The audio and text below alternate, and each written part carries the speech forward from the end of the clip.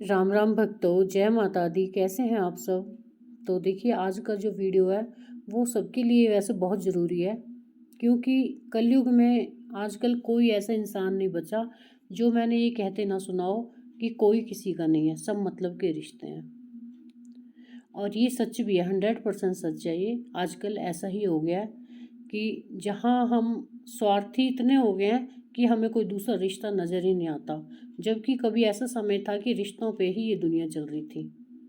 रिश्तों के बिना जीवन में कुछ नहीं था, लेकिन आज रिश्ते नाम मात्र को रह गए हैं, सिर्फ दिखावे के लिए रह गए हैं, खाना पूर्ति रह गई है।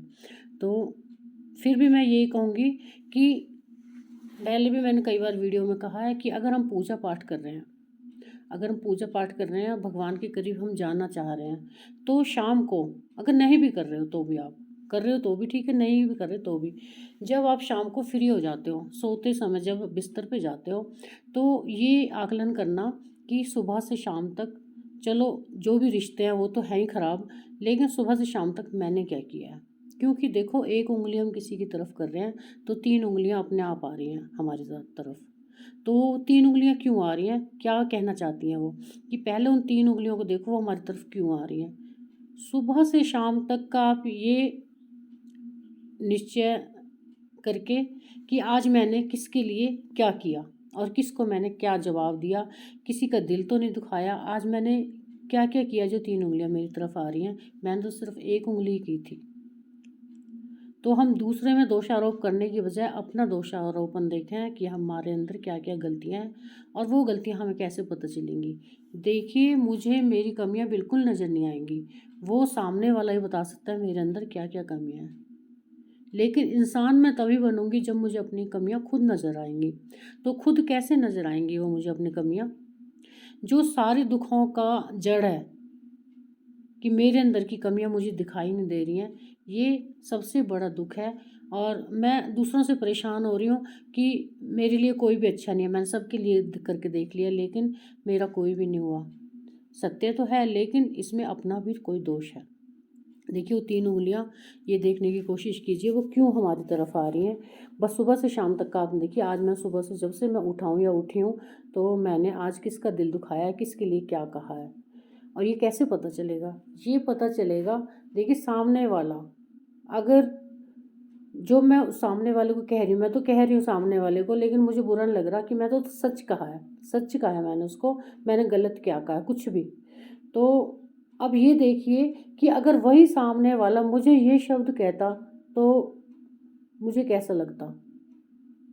बस इतना ही देखना है आपने, ज़्यादा कुछ भी नहीं देखना। बहुत आसान है अपने अंदर की कमियों को निकालना, कि जो मैं सामने वाले को आज मैंने कहा है, मुझे अच्छा लग रहा है कि मैंने सच्ची तो कहा है, मुंह पे जवाब दिया है। अरे, इंसान वही जो मुंह पे कहे, लेकिन आपने ये नहीं देखा कि उस आपने तो मुंह पे कह दिया, लेकिन उसके दिल पे क्या बीती होगी। अब ये देखिए कि अगर वही इंसान मुझे ये शब्द कहता जो मैंने उसको कहे हैं, तो क्या बीतती, चाहे वो शब्द सही थे, मान लो। तो ये आकलन आपने ज़रूर करना है। और अगर गलत किया है तो आज उसमें सुधार कर लीजिए, कल वो रिपीट नहीं होना चाहिए। ये ऐसे अपनी कमियां एक एक करके दूर कीजिए। एकदम तो कमियां दूर नहीं होंगी, ज़िंदगी निकल जाती है अपनी कमियों को दूर करने में। लेकिन हम बोलते हैं कि हमारे घर के में 5 सदस्य हैं और पाँचों हमारे अपोजिट चल रहे हैं, कोई भी हमारा कहना नहीं मान रहा है और हम उनसे परेशान हैं, अपने आप को जला रहे हैं, अपने आप को ख़त्म कर रहे हैं, डिप्रेशन का शिकार हो रहे हैं। और कितनी सारी बीमारियां हमारे अंदर घर कर रही हैं, कहीं शुगर हो गई है, कहीं कुछ हो गया है। मतलब देखिए, जहाँ टेंशन होगी वहाँ बीमारियां अपने आप ही अंदर आ जाएंगी। तो अपने आप को ख़त्म करने की बजाय अपने आप को उठाइए, अपने आप को जीने की कला दीजिए। तो वो कैसे होगी? देखो, 5 इंसान है परिवार में या 6 हैं, वो 6 हमारे अपोजिट चल रहे हैं। अब हम 6 को किस किस को सुधारेंगे, आप ये बताओ। हमारे कहने से कोई सुधर रहा है? एक छोटा सा बच्चा हमारा कहना नहीं मानता, वो भी कह देता है कि आपको कुछ नहीं पता। तो हमारा जो कर्म है हम उसे करें, जो हमारी जिम्मेदारियां हमें भगवान ने सौंपी हैं उन जिम्मेदारियों को हम निभाएं, कि बच्चों का पालन पोषण, बुजुर्गों की सेवा, जो भी हमारा कार्य हमें दिया गया है उसे हम ईमानदारी से करें। बाकी हमें ये नहीं देखना कि उसके बदले में हमें क्या मिल रहा है, बिल्कुल भी नहीं देखना। यही बीमारी हमारे शरीर में घर कर जाती है, यही चिंताएं हमारे अंदर कितनी सारी बीमारियां इकट्ठी कर देती है और हमारा शरीर एक दिन ख़त्म हो जाता है। तो अगर आपने जीना है और खुशहाल ज़िंदगी जीनी है, मेरा मकसद सिर्फ यही है कि easy way of happy life, कि अपनी लाइफ को आसान बनाने का सबसे अच्छा तरीका वही मैं आपको बता रही हूँ, जितना मेरे को पता है कि हम कैसे अपनी लाइफ को हैप्पी बना सकते हैं। अब हम 5-6 लोगों को नहीं सुधार सकते भाई, वो हमारे अपोजिट हैं। एक को सुधारेंगे दूसरा बिगड़ जाएगा, तीसरा बिगड़ जाएगा, किसको कैसे सुधारोगे? एक बच्चा कहेगा उससे ज़्यादा प्यार करती है, उससे ज़्यादा करती है, करता है, लेकिन आपको पता है कि मैं किससे ज़्यादा प्यार करता हूँ? बच्चे माँ बाप के लिए तो देखो बच्चे सभी बराबर हैं, या ये तो बच्चों की कहानी है, घर में और भी लोग होते हैं, भाई बहन माता पिता, तो सबसे कोई ना कोई शिकायत सबको रहती है हमसे। तो हमें अपने आप को राइट देना है कि हमारे से कोई गलती ना हो जाए। गलती सिर्फ इसलिए इसका आकलन करना है आपने कि आज मैंने कोई गलती तो नहीं कर दी, अगर यही शब्द कोई मुझे कहता तो मुझे कैसा लगता।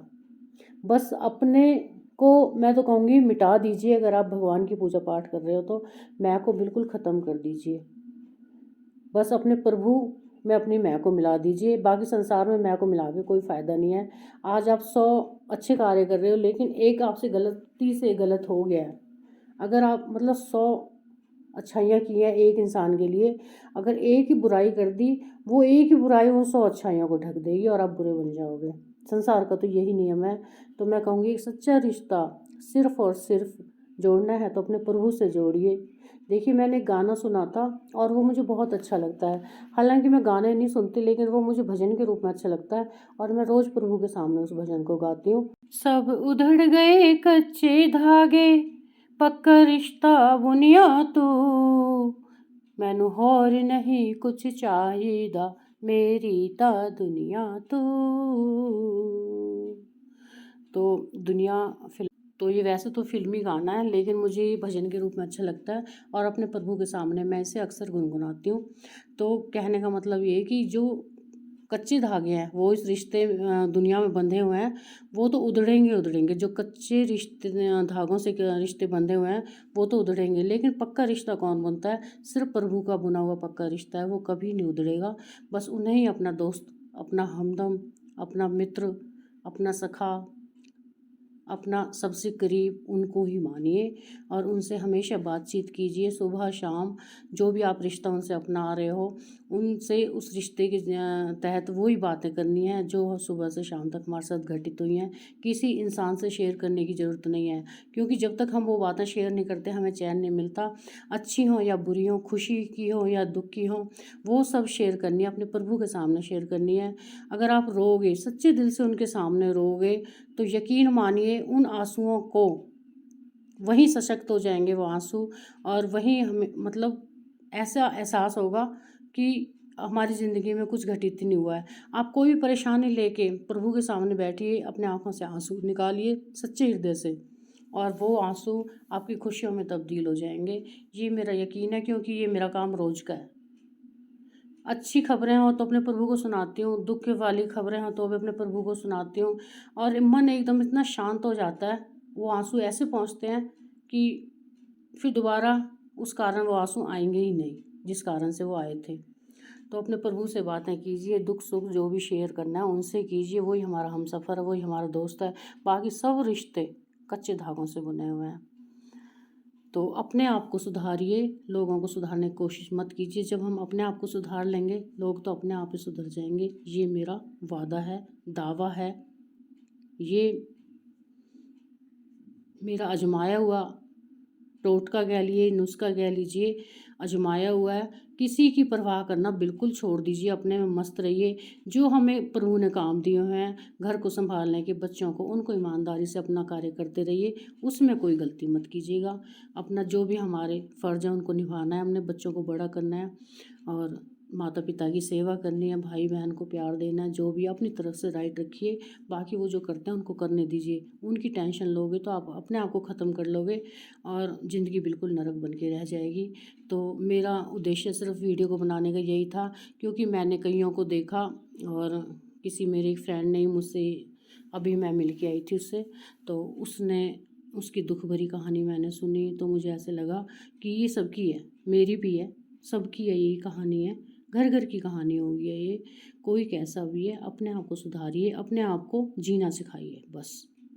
तो मिलते हैं अगले वीडियो में नई जानकारी के साथ। अगर कुछ गलत लगा हो तो प्लीज़ चैनल पर कमेंट करके बताइएगा। अगर कुछ अच्छा लगा वो भी बताइएगा। बहुत अच्छा लगता है मुझे जब मैं आपके साथ बातें शेयर करती हूँ और आप मुझे कमेंट में बताते हो, तो बहुत अच्छा लगता है। मिलते हैं नई जानकारी के साथ नई वीडियो में। जय श्री राम, जय माता दी।